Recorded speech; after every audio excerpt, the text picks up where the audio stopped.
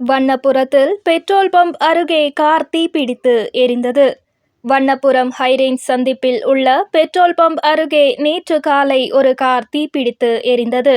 தொடுபுழாவிலிருந்து வந்த கார் எரிபொருள் நிரப்புவதற்காக நிறுத்தப்பட்ட சில நொடிகளில் தீப்பிடித்ததாக கூறப்படுகிறது. தீ வேகமாக பரவியதால் பெட்ரோல் பம்ப் மற்றும் அருகிலுள்ள கடைகளில் இருந்தவர்கள் அவசரமாக வெளியேற்றப்பட்டனர். தகவல் அறிந்ததும் தொடுபுழா தீயணைப்பு படையினர் விரைந்து வந்து தீயை கட்டுப்படுத்தினர். தீப்பிடிப்பது கண்டு வாகனத்தில் இருந்தவர்கள் ஓடியதால் இதில் யாருக்கும் காயங்கள் ஏற்படவில்லை. எனினும் அந்த கார் முழுமையாக எரிந்து நாசமானது. മൂന്നാർ KL68 ന്യൂസിற்காக ഉங்கள் സ്നേഹ.